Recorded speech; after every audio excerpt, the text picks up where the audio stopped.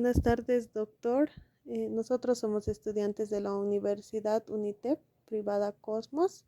El tema que hoy día vamos a hablar es un tema importante, es la deshidratación en el paciente adulto.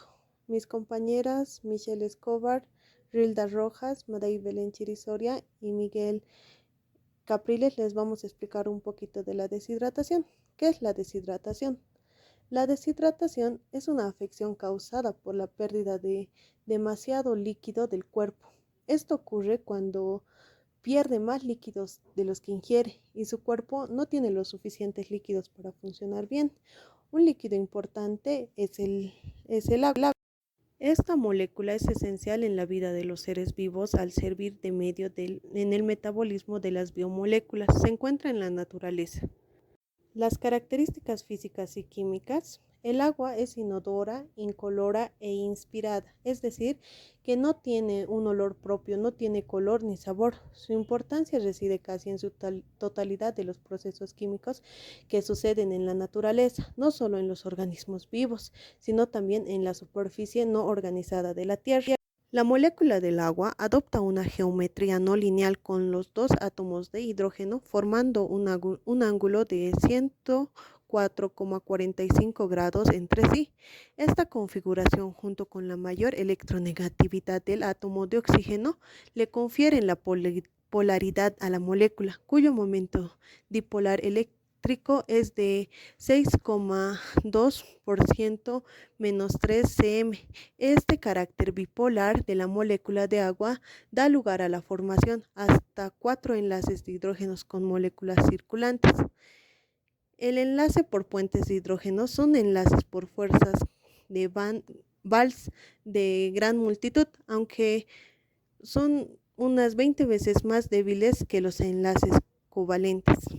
El disolvente. El agua es descrita muchas veces como un solvente universal porque disuelve muchos de los compuestos sólidos, acuosos y gaseosos conocidos.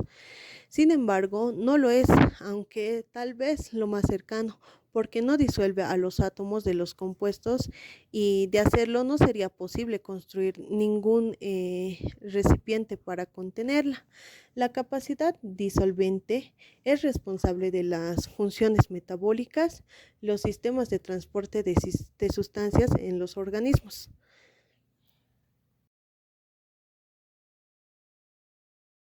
Bueno, ahora vamos a hablar del artículo, que es la deshidratación en el paciente adulto. La deshidratación es un estado clínico como consecuencia de la pérdida de agua y solutos. Las causas en los adultos son diversas, entre ellas están las pérdidas gastrointestinales, renales, la alteración en la piel como ser las quemaduras o secuestro del tercer espacio, que serían las fracturas. El diagnóstico clínico, los signos y los síntomas determinan el grado de deshidratación y el tratamiento a implementar. En este trabajo se hace una revisión sobre la fisiología, fisiopatología y cuadro clínico y manejo terapéutico del paciente adulto, ya que existe una escasa literatura dirigida a este grupo. Nosotros sabemos que el agua es el componente clínico predominante de los organismos vivos. El cuerpo está compuesto principalmente por agua, lo que significa que juega un papel clave en el mantenimiento de múltiples funciones fisiológicas. Entre estas se encuentra la distribución de sustancias ingeridas por el cuerpo, la conducción de moléculas por el organismo, como ser los electrolitos, los nutrientes y las hormonas, la regulación de la temperatura corporal, la lubricación articular, la producción de saliva, la leche y la actividad física, la sudoración y la carga de solutos en la alimentación, entre otros. La ingestión de agua varía entre las personas en función del clima, los hábitos y el grado de actividad física. Sin embargo, en general, el agua ingresa al cuerpo a través de dos fuentes principales.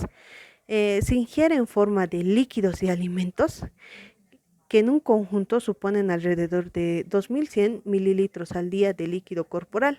Se sintetiza en el cuerpo como resultado de la oxidación de los hidratos de carbono por la cantidad de 200 mililitros al día aproximadamente.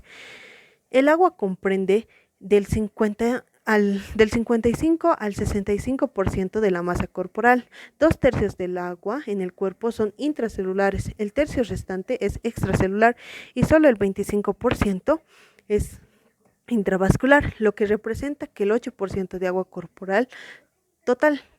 En un adulto promedio de 70 kilogramos, el, el agua corporal total es alrededor del 60% del peso corporal o a unos 42 litros. El líquido corporal total se distribuye en dos compartimientos, el líquido intracelular y el líquido extracelular. También tenemos que la sangre tiene líquidos extracelular como ser el plasma y el líquido intracelular que son los eritrocitos. Sin embargo, la sangre se considera un compartimento líquido separado porque está contenida en su propio espacio, el aparato circulatorio. Alrededor del 60% la sangre es plasma y el 40% son eritrocitos.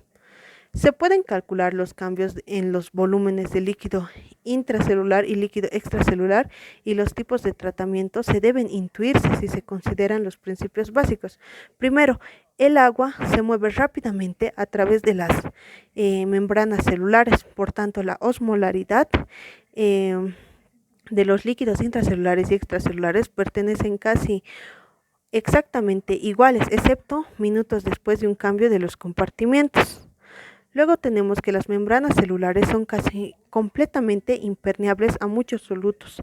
El número de... Hablaremos sobre la fisiopatología.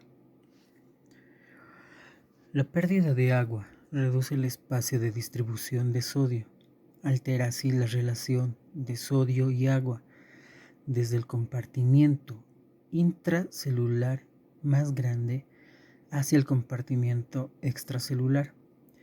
Originan una contracción de todos los compartimientos del organismo. La pérdida de agua pura produce hipernatremia e hipertonicidad, porque el sodio es un soluto que no es resistente a la membrana. Esto induce la contracción de las células osmorreceptoras en el hipotálamo anterior, estimulando la liberación de la ADH desde la glándula pituitaria posterior. Podemos hablar de la clasificación. Podemos decir que la presión osmótica es la presión hidrostática producida por una disolución en un volumen dividido por una membrana permeable, debido a la diferencia en concentraciones de soluto. Podemos ver tres tipos de soluciones. La primera, que es la solución hipertónica, que es una disolución que tiene mayor presión osmótica que otra con la que se compara, y la solución de presión osmótica es relativamente alta. También la solución isotónica.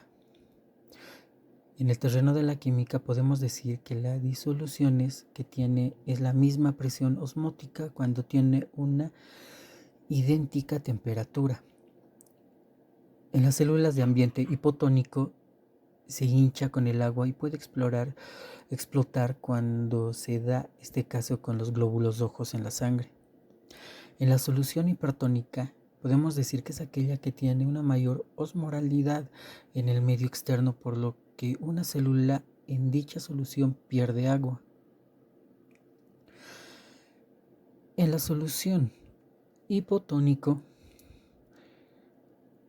podemos decir que es aquel en la cual la concentración de solutos es igual, tanto fuera como de dentro de la célula. Y en la solución hipotónica podemos decir que es aquella que tiene menor concentración de solutos en el medio externo en relación al medio interno de la célula.